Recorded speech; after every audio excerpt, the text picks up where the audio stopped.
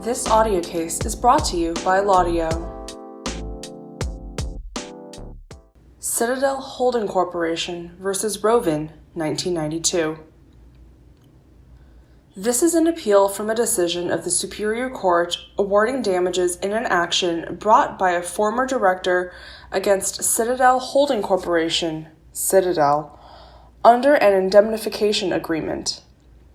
The court ruled that the director, Alfred Roven, was entitled to reimbursement for sums paid or incurred by him to defray litigation expenses in a federal court action brought against him by Citadel. Roven cross appeals from the Superior Court's denial of prejudgment interest. We affirm the Superior Court's ruling on the merits of the contractual dispute, but reverse its upholding of the attorney-client privilege and remand for further proceedings after discovery. We also reverse the trial court's denial of prejudgment interest. Section 1. Citadel, a savings and loan holding company, is a Delaware corporation having its principal place of business in Glendale, California. Roven was a director of Citadel from July 1985 to July 1988. During most of that time, he beneficially owned 9.8% of Citadel's common stock. In May of 1987, Citadel and Roven entered into an indemnity agreement, the agreement. The stated purpose of the agreement was to provide Roven with protection greater than already provided him by Citadel's certificate of incorporation, bylaws, and insurance. The agreement begins with recitals describing the intent of the party as follows. Quote, whereas the agent, Roven, is currently serving as a director of the corporation, and the corporation wishes the agent to continue in such capacity. The agent is willing, under certain circumstances, to continue in such capacity.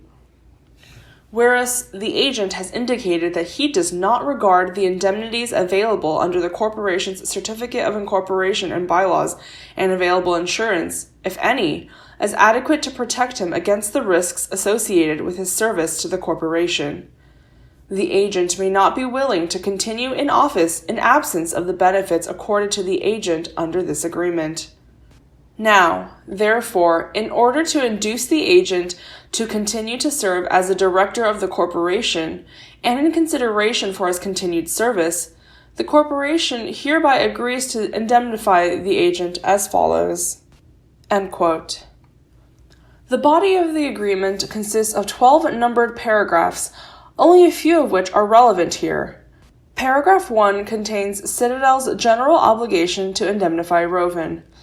That section provides, in part, quote, the corporation shall indemnify the agent against any expense or liability incurred in connection with any threatened, pending, or completed action, suit, or proceeding, whether civil or criminal, administrative or investigative, to which he is a party or is threatened to be made a party by reason of his service as a director. End quote. This general undertaking to indemnify for any expense or liability is limited later in the agreement, however, by specific exceptions to the obligation. The exception which is pertinent to the present dispute is contained in paragraph 5e. Quote, the corporation shall not be obligated under this agreement to make payment in regard to any liability or expense of the agent for an accounting of profits made from the purchase or sale by the agent of securities of the corporation within the meaning of Section 16b of the Securities Exchange Act of 1934 and amendments thereto, or similar provisions of any state statutory law or common law. End quote. Under paragraph 7 of the agreement, Roven is entitled to require Citadel to advance the costs of defending certain lawsuits. This paragraph was invoked by Roven as the basis for his Superior Court breach of contract action. It states, quote, costs and expenses, including attorney's fees, incurred by the agent in defending or investigating any action, suit, proceeding, or investigation shall be paid by the corporation in advance of the final disposition of such matter, if the agent shall undertake in writing to repay any such advances in the event that it is ultimately determined that the agent is not entitled to indemnification under the terms of this agreement." End quote. Roven's claim for indemnification and reimbursement was prompted by a suit brought by Citadel against him in the United States District Court for the Central District of California, the federal action. In that proceeding, which is ongoing, Citadel alleged that Roven violated Section 16B of the Securities and Exchange Act of 1934 by purchasing certain options to buy Citadel stock while he was a director. Roven is contesting the claim that his option purchases violated Section 16B and contends that the federal action is but one chapter in a continuing fight for control of Citadel between Roven and another director of Citadel, James J. Cotter. In support of this latter contention, Roven has advanced certain counterclaims and affirmative defenses in the federal action. These include a charge of illegal corporate control, laches, and estoppel. The district judge hearing the federal action, however, concluded in a series of rulings that none of these issues were relevant to a claim under Section 16B and has dismissed them. Nearly 2 years after the federal action was commenced, and following refusal by Citadel to reimburse him for $275,000 in expenses, Roven brought the present suit against Citadel in the Court of Chancery. Roven claimed that his entitlement to reimbursement emanates from both the agreement and Citadel's bylaws. He thereafter moved for a summary judgment on the contract claim. In granting partial summary judgment, the Superior Court ruled that Citadel was required to advance to Roven the cost of defending the federal action. It deferred action on the reasonableness of the amounts sought pending a further hearing. Before that hearing could be held, however, a discovery dispute arose between the parties concerning the time records maintained by Roven's lawyers in the federal action. Roven resisted Citadel's attempts to discover these documents on the ground that they were protected by the attorney-client privilege and the work product doctrine. He argued that records detailing work performed by his attorney reflect the mental impressions in the ongoing federal action and were therefore protected from discovery. The Superior Court agreed with Roven's assertion of privilege and ruled that, at that point in the litigation between the parties, Citadel was entitled to discover only the number of hours billed, not the specifics of work performed in those hours. Roven therefore produced copies of the timesheets with work descriptions redacted. After an evidentiary hearing on the issue of reasonableness of the claimed expenses, the Superior Court ruled that Roven was entitled to an advancement of $928,148.46 for attorney's fees and $58,542.88 for related expenses. Although judgment was entered against Citadel for those amounts, the court disallowed pre-judgment or post-judgment interest. In this court, Citadel contends the Superior Court erred in construing the advancement provision of the agreement as applicable to an action under Section 16B. Even if the advancement provision applies, it argues, it is limited expressly to costs incurred in defending litigation, and thus Citadel should have been permitted access to the complete descriptive timesheets kept by Roven's lawyers in the federal action to determine which portion of their efforts have been directed to offensive measures. Roven has cross-appealed. He maintains that the trial court erred by not awarding him pre-judgment interest and by imposing a reasonableness requirement on the advancement provision. Section 2. In this court, Citadel first argues that the Superior Court misconstrued the pertinent provisions of the agreement. This contention requires us to review the grant of a motion for summary judgment based on the construction of a contract. Our scope of review is therefore plenary. Initially, Citadel argues that paragraph 7, the advancement provision of the agreement, was never intended to cover the federal action in any event. To support this proposition, it points to the language of the advancement provision, which requires Roven to secure any advance by a written promise to repay the advances, quote, in the event that it is ultimately determined that Roven is not entitled to indemnification under the terms of this agreement, end quote.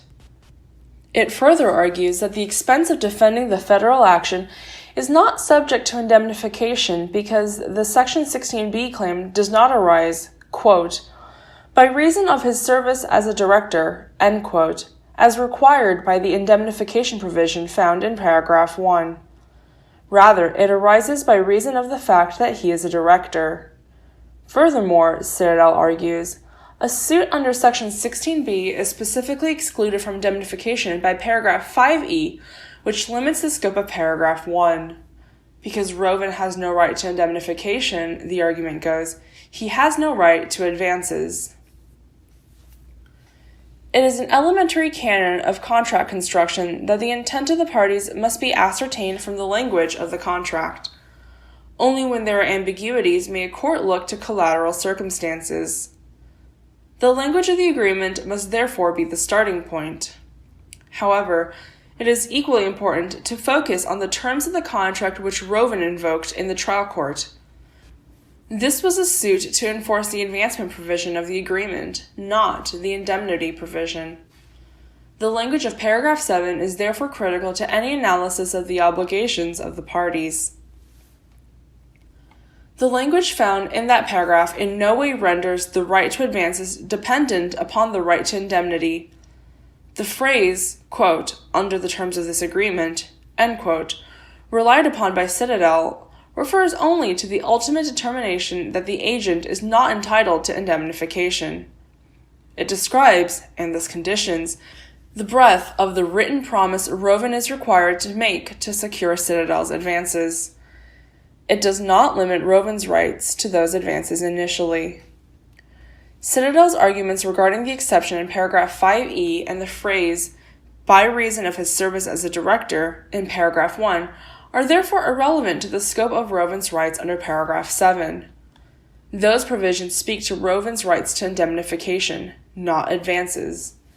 It is clear, therefore, that nothing in paragraph 1 or paragraph 5e compels the conclusion that Roven is not entitled to advances for the cost of defending the federal action. What is less clear is the meaning of the phrase, any action, found in paragraph 7.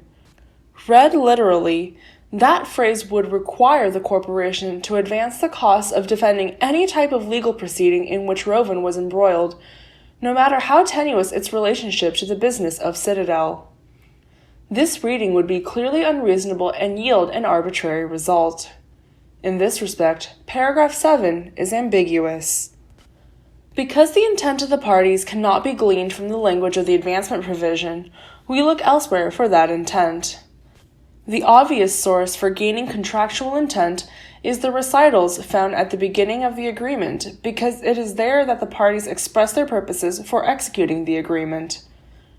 The recitals make it plain that the purpose of the agreement was to provide Roven with greater protection than he already enjoyed under the certificate of incorporation, bylaws, and insurance provided by Citadel. Paragraph 7 must therefore provide Roven with a right to advances broader than that provided by these existing sources. The extent of this enhanced protection which Roven could be expected to receive in exchange for his service as a director is material to any construction of the term any action. In recognition of the language of the recitals, Citadel argues that the purpose of the agreement was indeed to provide Roven with expanded protection, but not a broader right to advances. It contends that because Citadel's bylaws provide Roven with indemnification, quote, to the full extent permitted by the General Corporation Law of Delaware, end quote, the scope of the rights he enjoys under the agreement cannot be any broader than the rights conferred by statute. Rather, Citadel argues, the agreement provides Roven with expanded protection in that his rights are contained in a contract, which may only be changed with his consent, as opposed to a statute, which, theoretically at least, could be changed without his approval. This argument, although novel, is, we believe, flawed. If the General Assembly were to amend Delaware's director indemnification statute with the effect of curtailing the scope of indemnification a corporation may grant a director, the fact that Roven's rights were also secured by contract would be of little use to him. Private parties may not circumvent the legislative will simply by agreeing to do so. Such an agreement may be viewed as ultra vires and subject to shareholder attack. Citadel's suggested construction of the agreement provides Roven with no additional protection whatsoever. The General Corporation Law of Delaware expressly allows a corporation to advance the cost of defending a suit to a director. The authority conferred is permissive. The corporation may pay an officer or director's expenses in advance. The agreement, on the other hand, renders the corporation's duty mandatory in providing that expenses shall be paid in advance. Under the agreement, Citadel is required to advance to Roven the cost of defending suits, rather than merely permitting it to make such advances as provided in the statute. The use of the word shall therefore simply reflects the party's intention to provide Roven expanded protection. Under both the statute and the agreement, the corporation's obligation to pay expenses is subject to a reasonableness requirement. We can assume that under the statute alone, Citadel would never choose to advance unreasonable expenses, although it has the option to make reasonable advances. As the Superior Court correctly determined, under the agreement, Citadel is not required to advance unreasonable expenses, but is required to advance reasonable ones. Thus, although Citadel need not write Roven a blank check, Roven still achieves far greater protection by reason of his agreement as long as his expenses are deemed reasonable. This interpretation of the disputed provision advances the intent of the parties without producing an absurd result. This interpretation also clears up the ambiguity of the phrase, any action. For example, a demand for advances of costs incurred during a legal proceeding the subject of which was totally unrelated to the business of Citadel would clearly be unreasonable. We think it clear that the advancement provision of the agreement was never intended to cover unrelated legal proceedings. Citadel next argues that even if the advancement provision of the agreement applies to the federal action, it should be limited to costs incurred in defending that suit. It claims that the language in paragraph 7 providing for advances to Roven for costs incurred in defending a suit should be read literally so as to limit Citadel's liability to expenses incurred in resisting the claims against Roven. The trial court's interpretation, according to Citadel, opens the corporate treasury to Roven so that he can pursue claims unrelated to the action against him. Furthermore, in applying this construction, Citadel asks this court to hold that the expenses incurred in pursuit of the counterclaims and affirmative defenses, as well as expenses relating to discovery directed to those issues, are not covered by the agreement because the federal court has ruled that they are not relevant to the issues under Section 16b. When construing a contract, and unless a contrary intent appears, we will give words their ordinary meaning. In a litigation context, the term defense has a broad meaning, and Citadel has not shown that the parties intended to accord it a restrictive definition in their relationship. Again, restricting the meaning of the phrase would contravene the expressed intent of the parties to expand Roven's protection. Accordingly, we adopt a broad reading of the phrase in defense. In this light, it seems clear that affirmative defenses are offered, quote, as a reason in law or fact why the plaintiff should not recover, end quote. Under the federal rules of civil procedure, 19 specific matters may be asserted as well as any other matters which will serve to avoid or defeat an opposing party's claim. We therefore hold that affirmative defenses are covered by the agreement. The counterclaims present a more difficult problem. Technically, of course, they represent separate causes of action, but under the federal rules of civil procedure, certain claims must be asserted by a defendant in the same action and others are permissive. Counterclaims arising from the same transaction as the original complaint must be asserted or be thereafter barred. Thus, in the federal action at least, any counterclaims asserted by Roven are necessarily part of the same dispute and were advanced to defeat or offset Citadel's Section 16b claim. We therefore believe the agreement covers Roven's costs incurred in pursuing the counterclaims he asserted in the federal action as well. The fact that certain defenses may have been stricken in the federal action does not foreclose the question of their reasonableness. As a tactical matter, the assertion of such defenses may be justified even if later found to be without merit, and there was no determination in the federal action that such defenses were asserted in bad faith. Section 3. Citadel next contends that the Superior Court erred by denying Citadel access to descriptive time records of Roven's attorneys. This argument requires an interpretation of the attorney-client privilege and a review of the scope of discovery allowed by the trial judge. We address these issues under de novo and abuse of discretion standards, respectively. Citadel first argues that the trial court should have required Roven to invoke the attorney-client privilege for specific documents instead of in blanket fashion for all timesheets.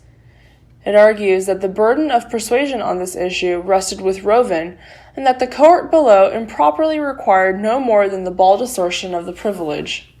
At the very least, Citadel argues, the court should have inspected the documents in camera. Citadel also asserts that Roven waived the privilege by bringing this action, which put the reasonableness of the fees in issue, and by presenting witnesses, attorneys acting for Roven, who relied directly on the documents. Because we have ruled that Roven must demonstrate the reasonableness of his expenditures, the analysis of this issue is shortened somewhat. Assuming, arguendo, that the attorney-client privilege and/or work product doctrine apply to the timesheets, and further assuming, arguendo, that Roven invoked those doctrines properly, we find a partial waiver of the privilege. It is clear that the disclosure of even a part of the contents of a privileged communication surrenders the privilege as to those communications. However, such a waiver does not open to discovery all communications between attorney and client. The so-called rule of partial disclosure limits the waiver to the subject matter of the disclosed communication. The exact extent of the disclosure is guided by the purposes behind the rule: fairness and discouraging use of the attorney-client privilege as a litigation weapon. In the present case, Roven is required to demonstrate the reasonableness of any expenses for which he demands advances as a prerequisite to recovery. The amount of time expended by his attorneys is the very nub of his claim. Any evidence offered on that issue therefore waives the privilege as to that subject only. Citadel may then discover evidence of the reasonableness of the expenses incurred by Roven in defending the federal action. Moreover, we believe the extent to which these expenses reflect work done on the federal action as opposed to other matters is part of that determination of reasonableness. It is undisputed that certain of Roven's attorneys were employed to represent him concurrently in both the federal action and separate proxy interests in the Court of Chancery. Citadel must be permitted reasonable discovery regarding attorney billing to ensure that only services directly related to the federal action were billed for their reimbursement under the agreement. On remand, the Superior Court should permit additional discovery consistent with this ruling and conduct a further hearing, if necessary, on the reasonableness issue. Section 4. Roven has cross-appealed from the ruling of the Superior Court which denied him either pre-judgment or post-judgment interest on sums already paid by him for which advancement is authorized. He claims the court erred by not awarding pre-judgment interest. He argues that a party awarded damages for breach of contract by reason of the opposing party's unwarranted refusal of reimbursement is entitled to interest as a matter of right. Citadel counters that, although interest may be a matter of right, the amount of interest is a matter of judicial discretion. Pointing to a discovery ruling made from the bench, Citadel argues that the trial court implicitly ruled that Citadel was not in breach of the agreement until Roven made a showing sufficient to invoke his right to advances. This was not done, claims Citadel, until the eve of trial when Roven finally produced one of his principal attorneys for deposition. In Delaware, pre-judgment interest is awarded as a matter of right. Such interest is to be computed from the date payment is due. Although the trial court has some discretion in fixing the amount of interest where there has been inordinate delay caused by one of the parties, the determination of the date when payment was due is ordinarily a question of law subject to plenary review in this court. Whereas here, the underlying obligation to make payment arises ex contractu, we look to the contract itself to determine when interest should begin to accrue. As we have construed the agreement, Citadel is required to advance to Roven the cost of all reasonable expenses Roven incurs in defending the federal action. Of course, Citadel may test the reasonableness of any advances demanded, and, as he has conceded before this court, Roven will be subject to a final determination of indemnification. In other words, at some point in the future, pursuant to his written promise required by paragraph 7, Roven may be forced to give Citadel a full accounting of his expenses and repay any funds which it is determined he is not entitled to receive under the indemnification provisions of the agreement. This, of course, would merely be the ultimate determination alluded to in paragraph 7. Under this contractual scenario, Roven is entitled to interest computed from the date of demand. However, we note that Citadel is entitled to the same benefit as a matter of right on any recoupment from Roven. Furthermore, we believe Citadel would be entitled to the same payment due date for purposes of calculating prejudgment interest due, should it be ultimately determined Roven must repay some or all of the advances. Section 5.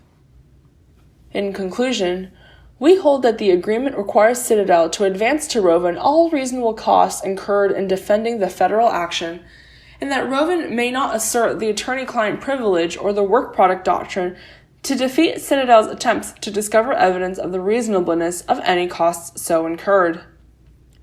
Further discovery and a rehearing on evidence previously barred under the attorney-client privilege ruling are thus required. We further hold that Roven is entitled to pre- and post-judgment interest on those advances. Finally, we note again that our decision here concerns Roven's right to advances under the agreements, not his right to indemnification. At the appropriate time in the future, if necessary, the parties may litigate their rights under the indemnification provision of the agreement. The decision of the Superior Court is therefore affirmed in part and reversed in part, and remanded for proceedings consistent with this opinion.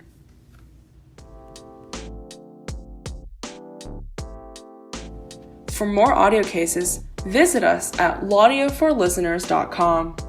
Follow us on Instagram and Facebook, and subscribe to our YouTube channel.